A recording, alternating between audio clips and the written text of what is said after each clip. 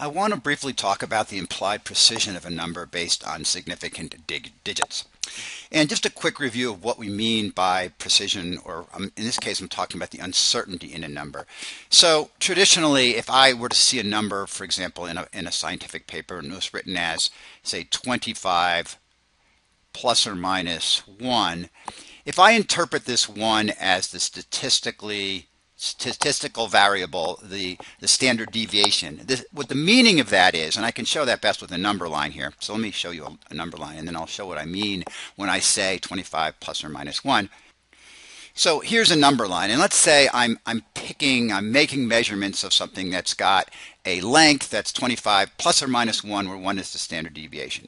What I mean by that is if I make repeated measurements, my measurements are going to fall. They're not all going to be exactly the same thing, but they're going to fall within a range or a distribution that looks sort of. So what I'll find is that most of the time I'll make measurements that lie around 25. What's 25 units, whatever that is. But that they won't all be exactly 25. But given this variable here of the standard deviation, what we're saying is that approximately 2/3 of them will lie within one standard deviation. So we'll lie within 24 and 26. So 2/3 of the numbers I measure will lie within this range, and almost all of them, or 95%, will lie within two standard deviations, or 25 plus 2 and 25 minus 2, or between here 23 and 27. So nearly all of my measurements will lie between 23 and 27, 23 and 27, right? That's the statistical meaning of having a standard deviation of 1, 25 plus or minus 1. Now, when we're using significant figures, we are using them because we don't have actual statistical values with which we can evaluate the uncertainty of a number. And so what we're actually doing is sort of implying it by our decision about how many significant digits to display.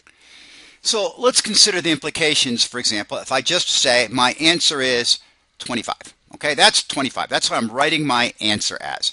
Now, because I wrote 25, I didn't write 24, right? I didn't write 24, and I didn't write 26. I wrote 25. So by implicitly then, what I'm saying, my number is known so that I know it's not 24 and it's not 26. So how can I sort of show that implied precision or implied uncertainty on the number line? So once again, my number is at 25, but I know it's not 24 and I know it's not 26, so I can sort of guesstimate what the distribution would actually look like, and it sort of looks like this, right? So what I've got here now is a number that is almost certainly close to 25, and we're really sure that it's not 24, and we're really sure that it's not 26. So it must have a distribution that we can kind of infer looks like this. But if we look at this and think about what this would imply about the uncertainty, what we're saying is that 24 is essentially two standard deviations away, and 26 is two standard deviations away. So the implied uncertainty, the implied standard deviation, would be approximately half of the distance between 25 and 24, or 25 and 26. In other words, what we're implying here is that when we just write 25, we have an uncertainty that is similar to 25 plus or minus 0.5, where this number 0.5 comes from half of whatever this last digit is. This is the ones place here, right? So half of 1 is 0.5. So 25, when we write 25, the implicit uncertainty is 25 plus or minus 0.5. And what we're saying, therefore, by saying that, is that we're pretty sure it's around 25. We're pretty sure it's not 24. We're pretty sure it's not 26. It's 25. And we can express that amount of uncertainty by just simply writing 25. Now, imagine how different our inference would be if instead of writing 25, I wrote something like this. Now, remember from our significant figure rules that the zeros after the decimal point are significant. So when I write 25.0, what I'm saying is I know it's 25.0, but I know it's not 25.1, and I know it's not 24.9. That's why I'm writing 25.0. So on our number line, what we're saying is our number again is close to 25, but we know it's not actually 24.9, and we know it's not 25.1. So our actual distribution would look much, much tighter than it did before, right? It would look sort of something like this, where we're 24.9 is implicitly two significant figures away from the number on the low side, and 25.1 is implicitly, here's 24.9, right?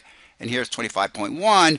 We know that the real number has to lie between those limits. And so that the implicit standard deviation, the implicit uncertainty, has to be something around half of this little distance right here, or half of 0.1, or 0.05. So when we write 25.0, what we're implicitly saying then is that we mean 25.0 plus or minus 0.05. And the 0.5 again comes from half of whatever this digit here. This is the 10th place, right? This is equal to 0.1. That's the 10th. And so half of that number is the implied precision, 0.05. And that is the basic logic behind the implied precision when we write numbers using significant figures and significant digits. So just to sort of remember how this works, and if I write the number, let's just use different font. If I write the number 200, remember from our significant figure rules, only the 2 is significant. So this implicitly means 200 plus or minus half of whatever that digit is. That's the hundreds place. So that's 50. So 200 plus or minus 50. If I write 23.75, then what I'm saying this now implicitly means 23.75 plus or minus 0.005. And the easy way to figure that out is just to put a number of zeros as there are numbers after the decimal point and then add a 5. So for example, if I had 19.31726, what a mess, right? This is implicitly plus or minus 0. Let's count them. 1, 2, 3, 4, 5. 1, 2, 3, 4, 5, and then a 5. Maybe that can't be seen. Let me try that one again over here. So 19.31726 plus or minus 0.12345 zeros, 1, 2, 3, 4, 5 zeros, and then a 5. That's the implicit precision, or the implicit uncertainty, in the number 19.31726. That implicit uncertainty really helps you understand the significance of writing a number using a certain number of digits, and why it's really important to get it right, because we don't want to imply a higher uncertainty than we actually have in real life.